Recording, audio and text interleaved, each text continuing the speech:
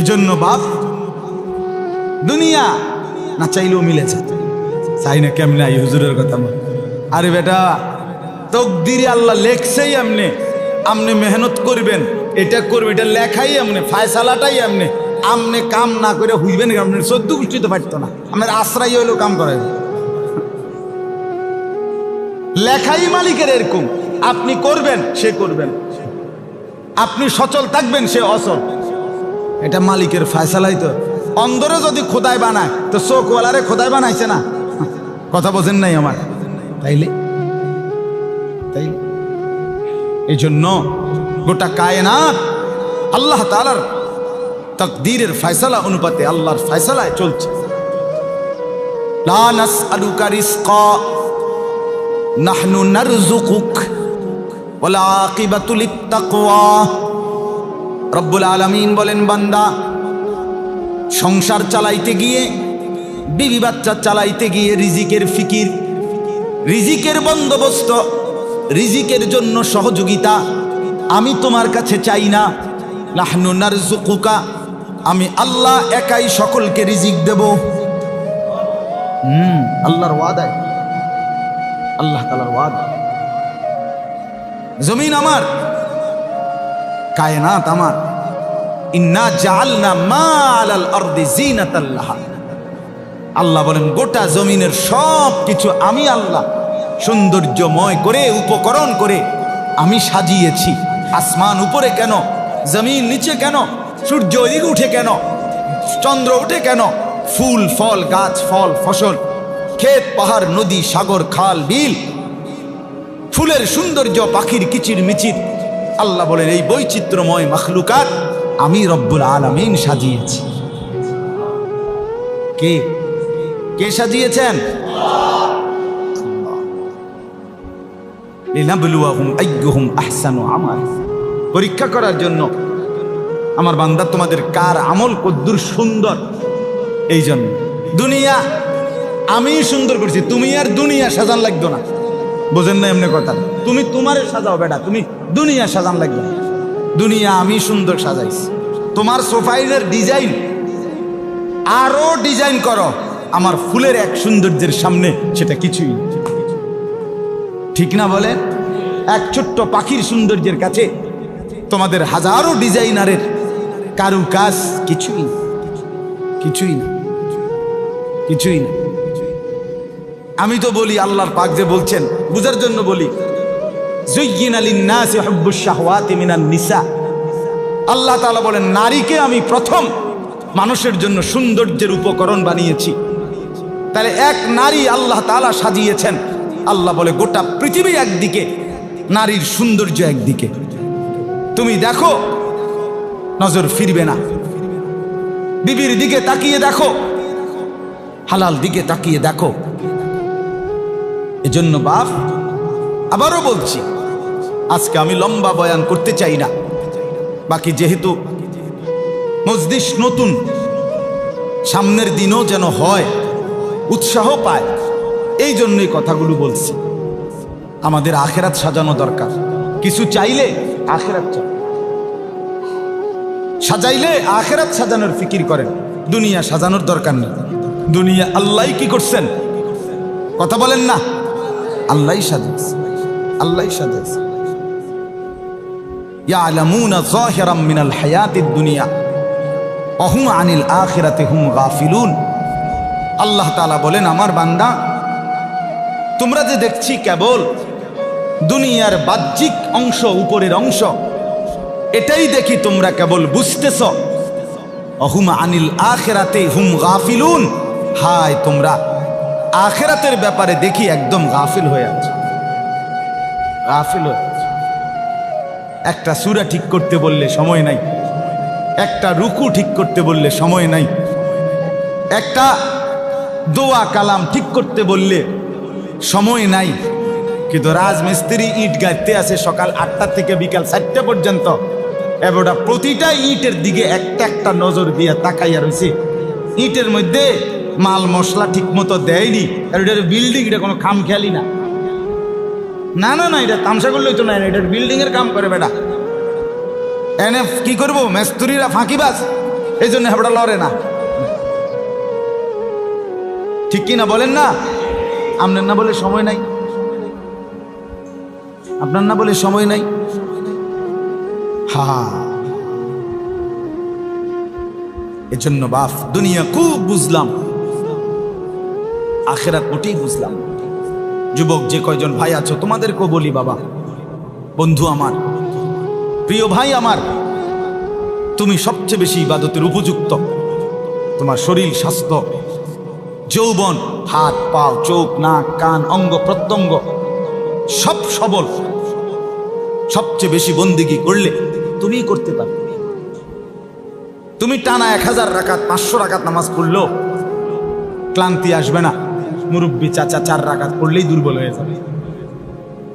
রাসূলুল্লাহ সাল্লাল্লাহু আলাইহি ওয়াসাল্লামের বিখ্যাত সাহাবী হযরত যায়েদ ইবনে সাবিত রাদিয়াল্লাহু তাআলা আনহু, যিনি নবীজির সাহাবীদের মধ্যে যারা ওহী লিখতেন, কোরআন লিখতেন, তার মধ্যে 1 নম্বর প্রধান কাতেবে ওহী ছিল উনি, যায়েদ ইবনে সাবিত রাদিয়াল্লাহু তাআলা আনহু। মাত্র 16 বছর বয়সে আল্লাহ নবী সাল্লাল্লাহু আলাইহি ওয়াসাল্লাম যখন ইন্তেকাল করে, ওনার বয়স 16। সে 11 কিংবা 12 বছর বয়স থেকেই তিনি ওহী লিখতেন। হযরত আবু বকর সিদ্দিক রাদিয়াল্লাহু তাআলা আনহু যখন প্রথম খলিফা হইছেন, তখন আবু বকর সিদ্দিক রাদিয়াল্লাহু তাআলা আনহু হযরত ওমর সহ সাহাবায়ে কেরামের পরামর্শে কোরআন শরীফ বিভিন্ন খানে সাহাবীদের কাছে টুকরা টুকরা লিখিত অংশ ছিল। কারো কাছে 2 আয়াত, কারো কাছে 10 আয়াত, কারো কাছে 5 আয়াত, এরকম এরকম ছিল লেখা। একসাথে একত্রে কোনো জায়গায় পুরা কোরআন শরীফ লিখিত আকারে জমা ছিল না। কথা বুঝছেন? নবীজির ইন্তেকালের পরপর হযরত আবু বকর সিদ্দিক রাদিয়াল্লাহু তাআলা আনহু সিদ্ধান্ত নিলেন মাশওয়ারা করে, পুরা কোরআনুল কারীম এই লিখিত যার কাছে যা টুকরা আছে এগুলারে একত্র করে একসাথে পুরা 30 পারা একসাথে করবে, জমা করবে। এখন এই কাজটা এই সমস্ত সাহাবীদের থেকে ঘুরে ঘুরে তালাশ করা, যাচাই বাছাই করা, কোনটা আগে কোনটা পরে, কোন সূরা কমনে, এই সবটা কাজ নতুন করে শৃঙ্খলাবদ্ধ করা, এটা একটা ভারী কাজ কিনা? কথা বলেন না? এটা কঠিন কাজ না? এই কাজটা কে করবে, কারে দিয়ে করাবে? হযরত আবু বকর সিদ্দিক রাদিয়াল্লাহু তাআলা আনহু ফয়সালা করলেন এই 16 বছরের যায়েদ ইবনে সাবিত উনাকে ডেকে জিজ্ঞাসা করলেন, যায়েদ, পারবা তো পুরা কোরআন জমা করতে? হযরতে যায়েদ ইবনে সাবিত রাদিয়াল্লাহু তাআলা আনহু বলেন, খলিফাতুল মুসলিমিন আবু বকর সিদ্দিককে বলছে, খলিফা, এই যে সামনে যে পাহাড়টা দেখা যায়, আপনি কইলে আমি এটা জায়গার থেকে সরাইয়া আরেকখানে টাল দিয়ে দেব। ফারতাম রহমান, আপনি কি দিয়ে করলেন? বোঝেন নাই কথাটা? যৌবনের বল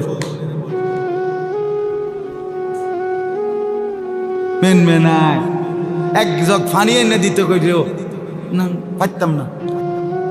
চললে দেয় গুনাহ, নাফরমান, পাপ দুর্বল করে দেয়, অক্ষম করে দেয়, অপদার্থ বানায়। নারীর ছবি দেখতে দেখতে, উলঙ্গ নাচ দেখতে দেখতে, জিনার ব্যভিচারের দৃশ্য দেখতে দেখতে, মোবাইলের অশ্লীল ছবি দেখতে দেখতে যুবকের আপাদ মস্তক অথর্ব অপদার্থ হয়েছে, কর্মক্ষমতাহীন হয়েছে। হ্যাঁ, গুনাহ শুধু আখিরাতের ক্ষতি করে না বন্ধু, গুনাহ দুনিয়াও ক্ষতি করে। দোস্ত আমার, বন্ধু আমার, পাঞ্জাবিওয়ালা হন আর শার্টওয়ালা হন, সবাইকে বলছি, আমাকেও বলছি, উসি কুমা ইয়া, আমাকেও আপনাকেও মোবাইলের গুনাহ ছেড়ে দেন। গুনাহ আপাদ মস্তক দুর্বল বানায়। আখিরাতের ক্ষতি তো আছেই, দুনিয়ার কমপক্ষে 5টা ক্ষতি। হযরত আব্দুল্লাহ ইবনে আব্বাস রাদিয়াল্লাহু তাআলা আনহু বলেন, গুনাহ 1 নম্বরে সাওয়াদান ফিল ওয়াজহ, চেহারা কালো করে দেয়। 2 নম্বরে জুলমাতান ফিল কলব, অন্তরটাকে অন্ধকার করে দেয়। 3 নম্বরে ওয়াহানান ফিল বাদান, শরীর দুর্বল করে দেয়। 4 নম্বরে দাইকান ফির রিজক, রিজিক সংকীর্ণ করে দেয়। খাবার দাবারের চাহিদা, খাবার দাবার, রিজিক সংকীর্ণ হয়ে যায়।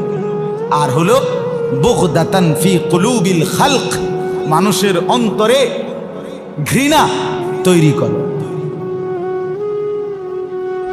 এই লজ্জার চাইতে মানুষের অন্তরে ঘৃণা তৈরি করে। তাহলে গুনার দুনিয়ার মধ্যে ক্ষতি আছে কি? আখিরাতের ক্ষতি সে তো আছে, সে তো আছে। এজন্য কোরআনুল কারীমের একটি আয়াত পড়েছি, আর অল্প একটু কথা। আল্লাহ তাআলা বলেন 28 নম্বর পারা 66 নম্বর সূরা, সূরায়ে তাহরীম, এই সূরার 6 নম্বর আয়াত। আল্লাহ তাআলা বলেন, ইয়া আইয়ুহাল্লাযীনা আমানু, হে ঈমানদারগণ, হে মুমিনগণ, কু আনফুসাকুম, তোমরা নিজেদেরকে বাঁচাও, ও আহলিকুম, তোমাদের পরিবারের সদস্যদেরকেও বাঁচাও, স্ত্রীকেও বাঁচাও, ছেলেকেও বাঁচাও, মেয়েকেও বাঁচাও, চাকর চাকরানিকেও বাঁচাও, ঘরের ড্রাইভারকে বাঁচাও, গাড়ির বিল্ডিংয়ের দারোয়ানকেও বাঁচাও, তোমাদের অধীনস্থ, তোমাদের সদস্য পরিবারের, তাদেরকে বাঁচাও। কোত্থেকে বাঁচাও? নারান, জাহান্নামের আগুন থেকে বাঁচাও। কি থেকে বাঁচাও বলেন? বলেন না সবাই, বলেন কষ্ট করে। আর দেরি হবে না, এই 10টা মিনিটে শেষ হয়ে যাবে ইনশাআল্লাহ। জাহান্নামের আগুন থেকে বাঁচাও।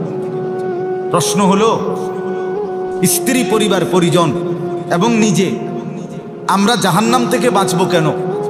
আল্লাহ তাআলা বলেন, তুমি যে মানুষ এই কারণে।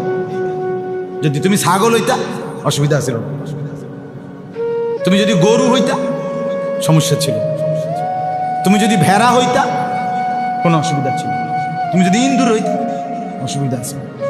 তুমি যে মানুষ এই কারণে সমস্যা। এই কারণে বলছি জাহান্নাম থেকে বাঁচো। প্রশ্ন হলো, মানুষ হলে জাহান্নাম থেকে বাঁচতে হবে কেন? আল্লাহ তাআলা বলেন, ওয়াকুদুহান নাস ওয়াল হিজাজ, কারণ আমার বান্দা, জাহান্নামের আগুনের লাকড়ি হবে মানুষ এবং পাথর। জাহান্নামে ছাগলকে ফেলা হবে না, জাহান্নামে গরুকে ফেলা হবে না, জাহান্নামে কুকুরকে ফেলা হবে না, জাহান্নামে বিড়ালকে ফেলা হবে না, জাহান্নামে মানুষ ফেলা হবে। আর তুমি তো মানুষ, তোমার স্ত্রী তো মানুষ, তোমার ছেলে মেয়ে তো মানুষ, তোমার চাকর চাকরানি, তোমার ড্রাইভার দারোয়ান, এরা তো কি মানুষ কিনা? এই জন্য ওয়াকুদুহান নাস ওয়াল হিজারা, রব্বুল আলামিন বলেন, জাহান্নামের আগুনের লাকড়ি হবে মানুষ এবং পাথর। তাফসীরের মধ্যে লিখছে, হযরত ঈসা আলাইহিস সালাম একদিন চলার পথে এক পাহাড়ের উপরে বড় কিছু পাথরকে দেখলেন, পাহাড়ের মাটি থেকে উঁচা আলাদা ঝুলে আছে পাথর। হযরত ঈসা আলাইহিস সালাম আল্লাহকে জিজ্ঞেস করলেন, রব্বুল আলামিন, এই পাথর পাহাড় থেকে আলগা হয়ে ঝুলে আছে কেন? রব্বুল আলামিন বলেন, ঈসা যেদিন এই পাথর শুনেছে জাহান্নামের আগুনের লাকড়ি হবে পাথর, সেই পাথর লাফ দিয়ে উপরে উঠে আমি আল্লাহর ভয়ে এইভাবেই ঝুলে আছে।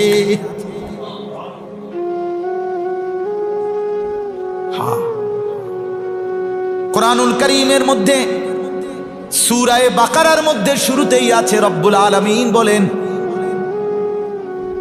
পাহাড়ের মধ্যে এমন অগণিত পাথর আছে, যেই পাথর আমি আল্লাহর ভয়ে ফাইটা কাঁদতে শুরু করে, সেই পাথরের কান্না পাহাড়ের গা বেয়ে ঝর্ণার মতো বইতে থাকে। ইন্না মিনাল হিজারাতি লামা ইয়াতাফাজ্জারু মিনহুল আনহার। তুমি বন্ধু ঝর্ণা দেখতে যাও, সেখানে বিনোদন কেন্দ্র, সেখানে নারী আর পুরুষের অশ্লীলতার উদ্দাম নাচ, উলঙ্গপনা, হিমছড়ি, হ্যাঁ না, কক্সবাজারের লগে দিয়া আমি সেখানে মাহফিলে গেছি। একবারে নাফ নদী, রোহিঙ্গারা যেখানে আইসা নামছে, এই পাশে আইসা শেষ বাংলাদেশের, মানে যেখানে বয়ান করছি ওইখান থেকে একেবারে সাথে হুজুর একেবারে ঘেইসা সাগরের ঢেউ শোনা যাইতেছে। নাফ নাফ নদী যেটা ওইখানে, তো ওইখানে অনেক ঝর্ণা আছে আশেপাশে, পাহাড়ের গা বেয়ে ঝর্ণা, পানি অঝরে পড়ছে। হা, নারী পুরুষ যুবক যুবতী, সেখানে শুধুই সেলফি, শুধুই মোবাইল, শুধুই ছবি আর অর্ধ উলঙ্গ অশ্লীলতার বেহায়াপনা ছড়াছড়ি।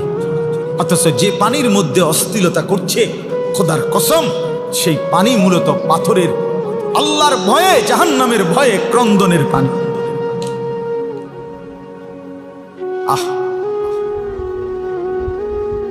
কোরআনুল কারীমে আল্লাহ বলেন, ওয়া ইন্না মিনহা লামা ইয়াহবিতু মিন খাশিয়াতি। বহু পাথর, শুনতেছেন বাপ, বহু পাথর আল্লাহর ভয়ে পাহাড়ের গা ভেয়ে খসে পড়ে, নিচে পড়ে, ঝরে পড়ে। পাহাড়ের গা বেয়ে পাথর পড়ে যায় নিচে, সেটা এমনি এমনি পড়ে না। আল্লাহ বলেন, পাথরের ভিতরে যখন আমি আল্লাহর ভয়, গালেব হয়, জাহান্নামের ভয় ওঠে, তো পাথর পাহাড়ের গা বেয়ে ছিটকে ছিটকে নিচে পড়ে। বন্ধু আমার, বাপ আমার, ভাই আমার, চাচারা আমার, বাবারা আমার, জাহান্নামের ভয়ে পাথর, পাথর জ্বললেই কি আর শুকাইলেই কি? কথা বলেন না, কথা বোঝেন না। পাথর এটা মাটির ভিজলেই কি, পানির ভিজলেই কি, আর আগুনে পুড়লেই কি, এটার অনুভূতি কি? কিন্তু সেই পাথর যদি এই পরিমাণ ভয় করে, ইনসান হিসাবে আমি আপনি কি পরিমাণ ভয় করা উচিত? ওই ভাই, ওই লাল শার্ট, এই যে লাল শার্ট কালো শার্ট, কি করছেন আপনারা দুইজন এখানে? এই ছেলে,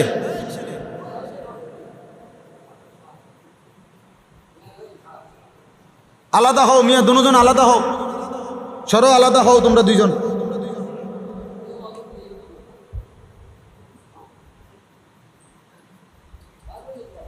হ্যাঁ হ্যাঁ, কোনো ছাড়াছাড়ি নাই।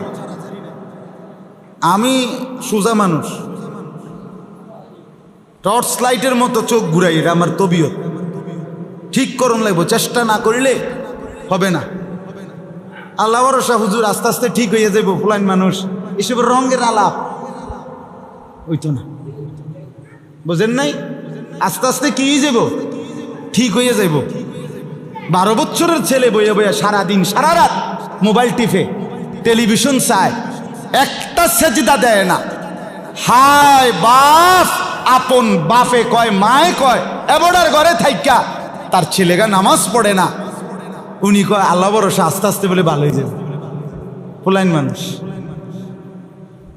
ফুলাইন মানুষ, বদনসিব মা বাপ, বদনসিব। আপন মা বাপ এত নির্দয় হয় কিভাবে বলে? মা বাপ এত পাষাণ হয় কেমন? আমার সন্তান, আমার ছেলেটা 3 দিন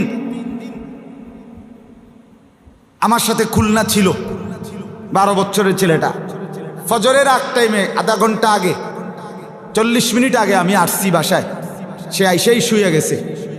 এরপরে আমার প্রায় 20 মিনিট সময় লাগছে তারে ফজরের নামাজের জন্য উঠাইতে, কিন্তু আমি উঠাইছি শেষ পর্যন্ত, কারণ তার আর শরীর চলতেছে না। সারা রাত গাড়িতে করে আসছে খুলনা থেকে।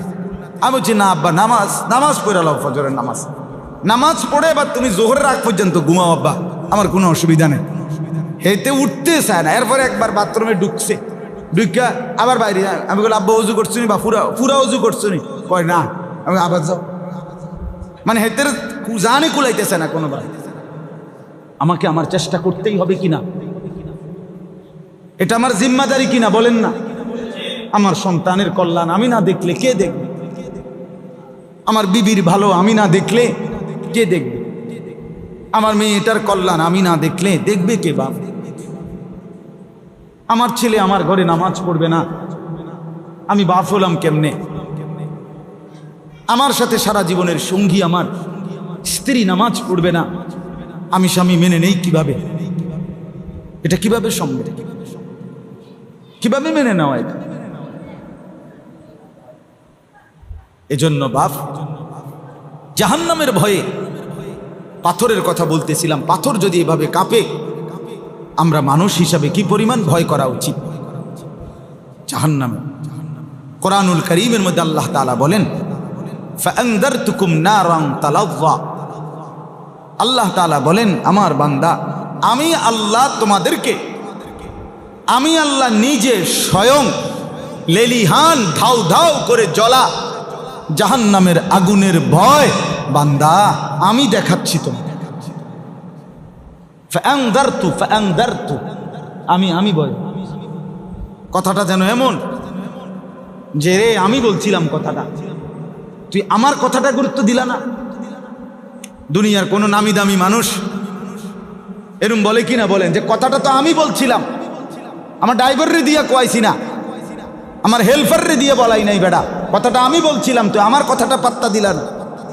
আল্লাহ তাআলা ঠিক এভাবে বলে, বান্দা জাহান্নামকে ভয় করার কথাটা কিন্তু আমি বলছিলাম, তোর মালিক আমি বলছিলাম। তুই কার কথায় ঠাট্টা মারলি, কার কথা ফেলে দিলি? হুজুররা বললে পাবলিক আও মারতো না চাই, এরকম কয়ে চাই।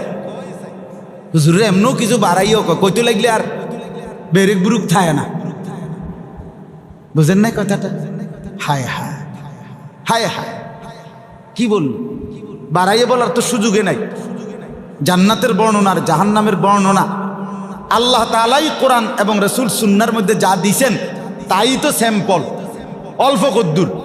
আসল বর্ণনা আল্লাহ তাআলা তো বলছেন, বান্দা আইসো তো দেখবা।